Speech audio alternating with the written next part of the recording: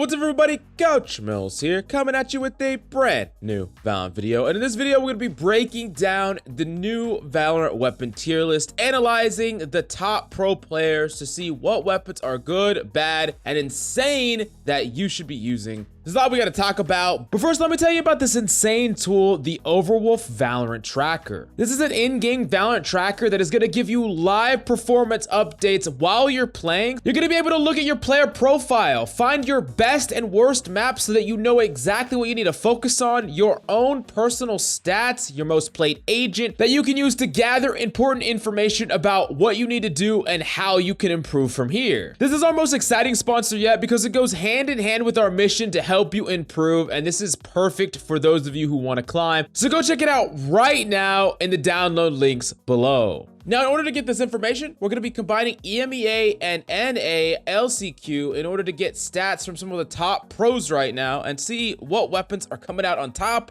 and what weapons are not getting any love. Let's first talk about the F tier, because there's really only one weapon that gets to go down into the F tier, unfortunately, and that's the Bucky. The Bucky is seeing almost no play. The problem with the weapon in pro play is that it's not actually better than the Shorty in many situations because of how long it takes to fire multiple shots. You shoot one, and if you don't kill them, you're gonna die immediately afterwards to a headshot. So it's more expensive than a weapon that is going to get more value on average, and the convergence fire is not consistent enough to make it useful. So while you could probably find a situation to use it in your games and get some value, it's not good as you climb the ranks, and it's not good on the highest stage. Now, we don't even have data for that weapon because it was picked so low, and there's actually another weapon that was picked just as low, but it's good enough to be up in the C tier, and it's the Ares. Now, I know you're saying, the Ares is a sick gun, it's really good. There's situations where you can get a lot of value on it, and I 100% agree in all those situations, but pros are not picking it, and the reason is because the competitor in its price slot is just too damn good and too reliable. The Spectre is the same cost. And you gotta understand that just like with agents, if you can have an agent that does something similar but better, more reliably, the other agent's pick rate will fall. And unfortunately, the Spectre to Ares power dynamic is all Spectre. So the pros are picking what's reliable and what's legitimately good. Doesn't mean that the Ares can't find value depending on where you're using it, but it's few and far between, too specific, and that makes it the bottom of the C tier for now. Now we're getting to our first weapon that's actually on the stats board. It's played both in NA at 8.6%, and it's played in EMEA at 8.2%. It's the Odin. Now, I'm gonna be honest, this is not picked very much, but there are situations where you can get some value out of the Odin, specifically with information gathering abilities, and if you have the economy to spare, oftentimes being able to wallbang a ton of different spots on maps like Ascent are something that pros have been utilizing, and I do think that the Odin is legitimately strong and powerful. There's not much that compete with it for what it can do, because it's not just a bigger, better Ares, it gives you a lot more pressure. Tons of pressure, consistency, damage. There's a lot that goes into it, but still, it only sees enough play to barely eke it up past that Ares. Now, next up, we do got to talk about the Stinger. The Stinger is seeing play in both regions, but in North America, it's seeing actually over 1.5%, where it's not even seeing a 0.5% in EMEA. So that's actually pretty good. And you might be wondering, why does the Stinger see play all of a sudden? Well, a lot of Stinger play is actually directly linked to Neon play because they work very well together. It's a very good gun on that character, but the general idea behind the Stinger is that it's a weapon that basically will guarantee a kill from close range. You can run and gun, you can utilize mobility if you have a way to move very actively, like flying in on Rays or running it down on Neon. You could still kill your targets, and especially with Neon when you're sliding, you don't have to wait for you to stop and get that first shot accuracy. You could just shoot them while you're sliding and get that kill if you're close enough. And of course, if enemies are weak and your team have traded out with abilities, you can still finish people off with the alternate fire. So it has its situations, it's just not a reliable gun. And if this is a meta tier list for weapons, you have to understand that only weapons that see consistent play across the board will be towards the higher rank. Doesn't mean this gun isn't strong though. I mean, it makes a lot more sense to run it down in an aggressive strategy with Neon with a Stinger if your breach is stunning for you, rather than trying to run in with like a Sheriff or something. Even if Sheriff is a better gun overall, doesn't mean it fits the scenario. Last up at the top of the C tier, we have the Judge. Now, the Judge wasn't picked all that often, but when it was picked, there were key moments where it got a lot of value. And the Judge is ultimately a weapon that you have to set up properly, and it's pretty difficult to use. It's definitely a defensive-sided weapon, and it's a weapon where if enemies find out that you have a Judge or can play around you or gather information about where you're at, most of the time you're not going to get any value. The less disciplined your enemies are, the worse the Judge is. So while the Judge is really not that great in pro play, it's okay. When we talk about it for ranked play, the less and less disciplined your enemies are, the better and better the Judge is going to get, specifically on defense. So keep that in mind if enemies aren't expecting it, if enemies aren't disciplined in using their information gathering utility, or if they're doing something absolutely dumb like not playing an initiator, just punish them with the Judge and you'll get a lot of value out of it. Now we're going to talk about the B tier. These are weapons that see a quite substantial amount of play, and they're legitimately strong, but they're not necessarily played in every round, and they typically have situations where they're not graded. So first off, at the bottom of B tier, we do got to talk about the Bulldog. The Bulldog saw a pretty nice amount of play. It saw a little bit under 2% in both North America and EMEA. Now, the thing about the Bulldog is it's just a really great weapon to buy on that secondary round. If you win that first pistol round, and on that second round, you want to buy up to guarantee that second round, you want to buy up, and you could buy the Spectre, but if you got some kills or if you could afford it, you buy that Bulldog because the Bulldog scales better into the third round.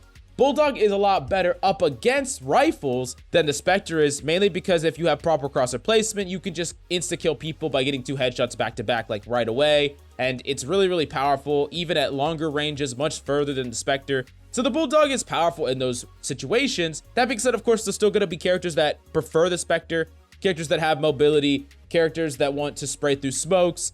The Bulldog isn't the end-all be-all here, and you have to remember that in a lot of situations, the Bulldog is actually slightly worse than the Spectre in that secondary round. Like, you're more likely to get ecoed when you're using a Bulldog than you are using a Spectre, mainly because the Spectre is so damn reliable. Huge magazine, very difficult to miss your shots, really good against multiple enemies, versus you let your recoil get away from you with the Bulldog, or you have to fight multiple targets swinging you at the same time. It's not as reliable. Still, if you set up the right situations, you should win it anyways, and then you have a better matchup going into the third round, but that doesn't always happen exactly how you want it to, but it is something to consider.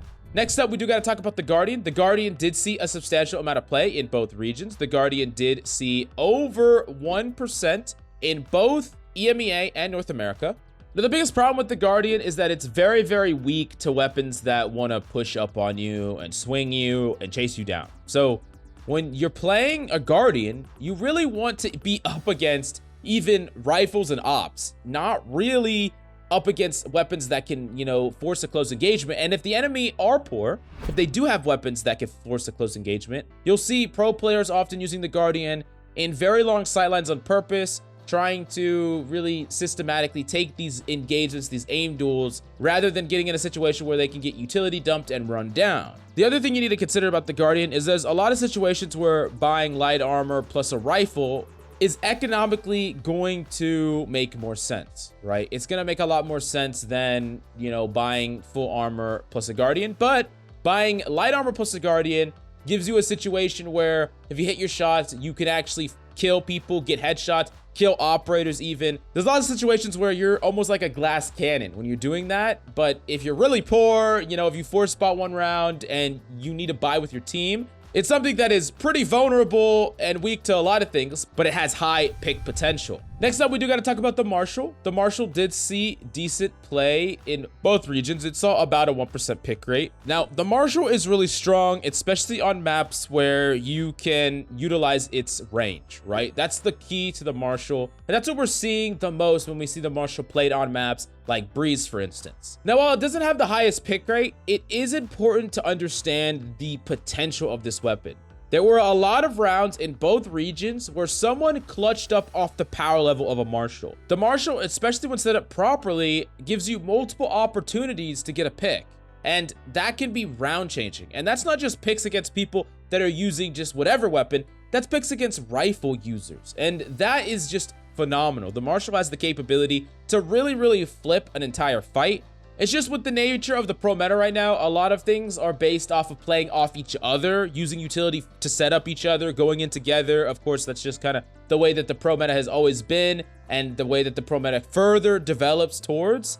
And the Marshal is a weapon that kind of leaves you alone, right? You don't really, swing off of someone's flash with a Marshal. You don't really try to push with your team when you have a Marshal. It is a very you type weapon, right? So that's why it's really good for solo queue and ranked and things like that, but not necessarily the best for setting up a joint team retake, for trying to 2v1 an enemy. You can do that with a lot of other eco weapons. You could 2v1 someone with the Sheriff, but trying to 2v1 someone with where one of you has a Marshal is just really unreliable. So that's something to keep in mind. Last up in the B tier, the top of the B tier, almost to the A tier. This weapon got a ridiculous amount of value over the course of the tournaments that we've been watching lately. And it's the freaking Shorty, man. The Shorty is insane.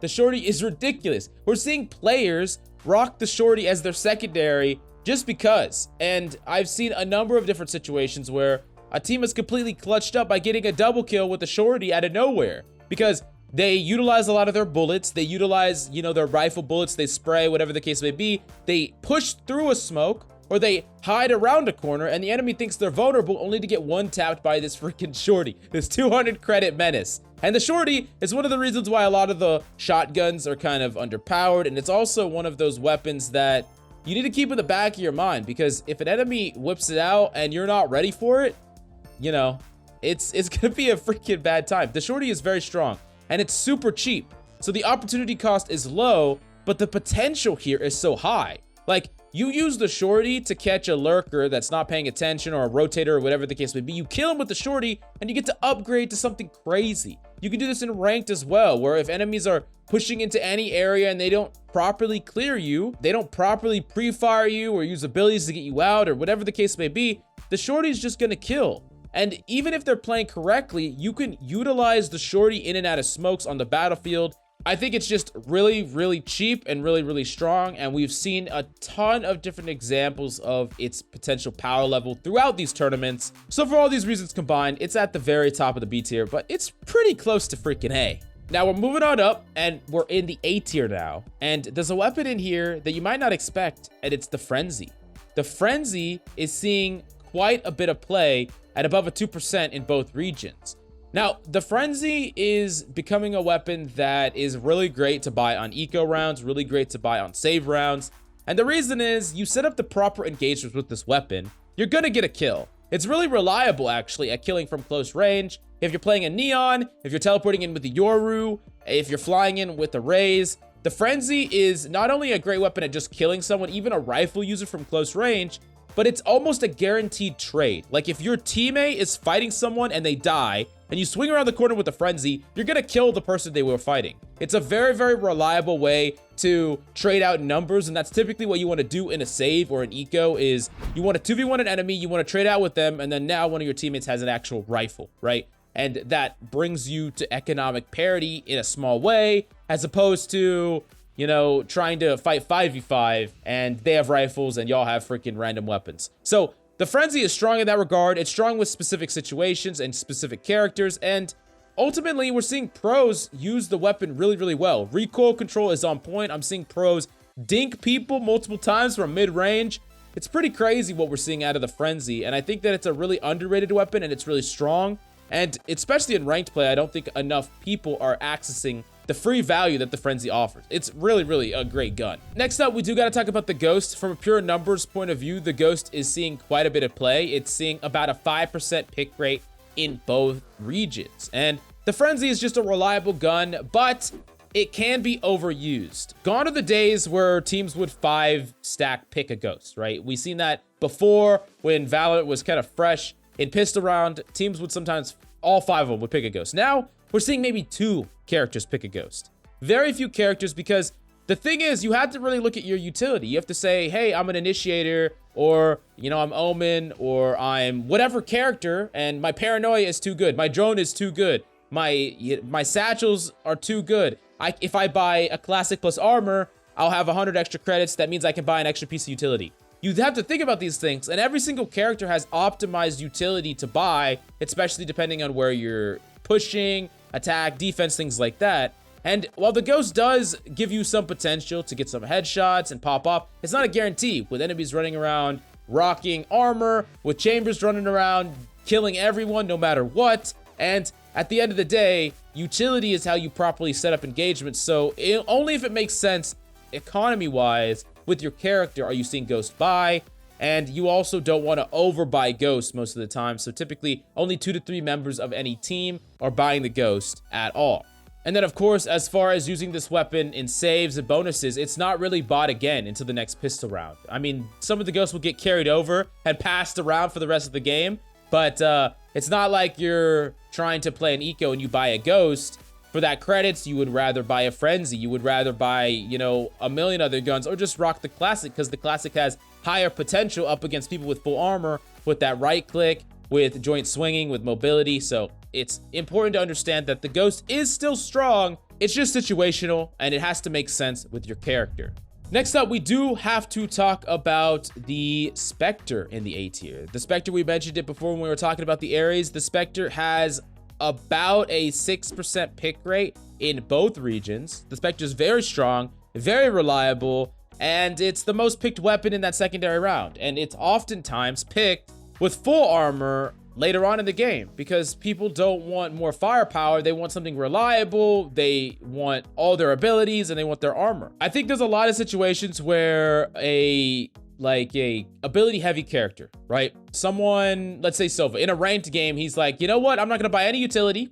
I'm gonna buy a Vandal and light armor. But the entire strategy or how to get on point and all that stuff doesn't happen because he doesn't have any of his utility, right? But in an alternate situation, he buys full armor, all of his abilities, and like a Spectre, right? Now all of a sudden, he can drone out for his team. He can shock dart the cubby. He still has his dart, of course, and his team actually gets onto sight. And sure, his Spectre isn't as good as having his Vandal, but he's more survivable, so he's not gonna die to utility as easily, and he's gonna be able to trade out with his team or pick a gun off their body. So there's a lot of things that you need to think about the Spectre. It's not just a weapon that's only good in that secondary round as a bonus. It's a weapon that can make economic sense at any stage of the game. And it's also just very reliable. Having a huge magazine like that, being fairly accurate while you're moving, we're seeing it played across the board as a very reliable way to basically slam dunk that second round. And it's honestly been this way for quite some time. I don't foresee the Spectre going anywhere anytime soon.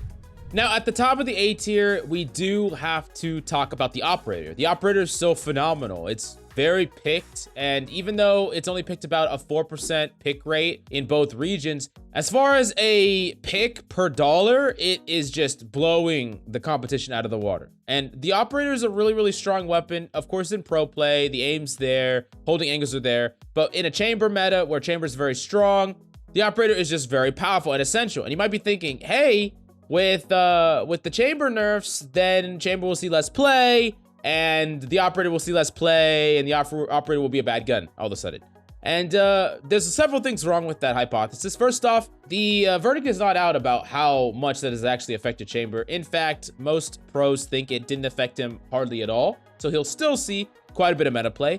And the second thing you need to understand is, as a result of the chamber meta, we have seen the rise of 2 to 3 initiators. So those are characters that can flush away an Operator, and yeah, it's still seeing this much play. So going forward, Operator is still going to be a big part of the meta. It's still very strong, and especially in ranked. The Operator is a litmus test where if you don't properly jiggle it, if you don't properly use utility to get it off angles and take space close and trade out for the op user, you are going to lose a lot of games, and there's going to be a point where you're not going to win because Operators are going to farm you. So keep that in mind, keep the Operator in mind, watch these pro matches and look at how they're posted up on angles, how they use the Operator, and yeah, that's all the reasons why the Operator is at the top A tier. But let's move on to the S tier. I think this is the one that a lot of people are really excited for, the Vandal versus Phantom debate, all that stuff. So first off, let's look at the Sheriff. Now, it's kind of interesting that the Sheriff only has a 4.4% pick rate in NA, and it has a 7.3% pick rate in EU, NA aim LOL. But all joking aside, the Sheriff's one of the best weapons to buy when you're on an eco. It's one of the best weapons to buy when you're trying to buy up a little bit on a save. It's one of the best weapons to buy when you are just trying to fish for kills. It's a weapon that can just carry, right? We've seen it multiple times throughout both of these tournaments in every single region, where there's situations where you can get multiple headshots in a row with disciplined crosshair placement, with the ability to kill multiple enemies, and the ability to one-tap rifle users. Like if a rifle user is on an angle and you jiggle peek that angle, counter strafe, have the proper crosshair placement and dig him in the head, you won with a gun that was 2,000 credits freaking cheaper. And you did it without any armor, and the ceiling is insane. And as skill increases, the power level of the sheriff increases. But for those of you who grind ranked, of course, the sheriff is one of those ways that you can force impact, you can climb based on your impact with this weapon. Do not neglect practicing this weapon. Do not neglect getting good and using this weapon. Don't be scared of this weapon. A lot of times I see this when I VOD review lower ranked players, where they, you know, on an eco, they're like, oh, I'll just use a shotgun, or I'll just use this fun weapon, or I'll just use this martial, whatever the case may be, whatever. They'll use anything but the sheriff. I know the weapon's hard to use, and it's gonna take some time to get great at the weapon and competent at the weapon, but I promise you it is worth it. It is worth your rank, it's worth your elo. It's a very strong weapon, and yeah. Well, let's move on to the final discussion, the Phantom versus Vandal debate. Is one preferred? In which region? Is the Vandal better? Is the Phantom better? Whatever. But if we look at the stats here, they are not looking that great for the Phantom. And I want to make this clear that it was the same for Masters Copenhagen, so it's not like just LCQ does this apply. But for, first off, North America, we have 22.2% Phantom and 39% Vandal. So not quite 2 times as much, but a lot of pro players are preferring that Vandal in North America. And it's not as simple as saying, oh, controllers use the Phantom and, you know, chamber players use the Vandal, because it hasn't been like that. There's a lot of players that will use whatever weapon they want regardless of their role. He's not playing here in LCQ, but of course, Optic Marved, he notoriously plays the Vandal, even though he's one of the best controller players. So that's just one example. And then of course, we see situations where like FaZe Baby Bay, he likes to use the Phantom, but sometimes he uses the Vandal. It's very interesting how pro players, regardless of what they play, they kind of go to the weapon they flock to. So the thing you need to take away from this is obviously, yes, based on North American stats and the other stats we'll look at, the Vandal is obviously preferred, but regardless of the role, there are still people that are finding great success in both regions that choose the Phantom. And if they can find success at the highest stage with the weapon that they want to do, regardless of the character they're picking, then you could find success in your rankings with either weapon. You could figure it out, but that doesn't necessarily mean that there aren't strengths and weaknesses to both weapons. I'm just saying that it's not like there's one end all be all. Just because the Vandal has a much higher pick rate does not mean that it's the only weapon you can use. The next thing that we need to look at is EMEA, and the stats here look even worse. It's 44.5% pick rate for the Vandal and only 16.1% for the Phantom. That is not that great. That is not looking that good. Unfortunately, I think it's maybe because the EMEA region just, you know, they prioritize aim over everything. There's really a lot to break down as far as why the Vandal is seeing so much more play than the Phantom, and I don't really have the time in this video. I'm gonna make an entire other video about that concept, but I just wanted to be transparent about the stats with you. The Vandal was being, you know, picked a lot more. But like I said, there are freaking, you know, players in every single character on every single agent that are still finding success with the Phantom. And oh yeah, the classic. I forgot about the classic. The classic is S tier. Surprise, surprise. It's free, it's sick, it's nasty, it could kill a whole bunch of people. It's nuts. Anyways, this is the weapons tier list based on pro meta. Of course, ranked meta will be quite a bit different, but I tried to intermingle the two. But definitely let me know if you agree or disagree with this list down below. Thank you so much for coming by, and I'll see you next time.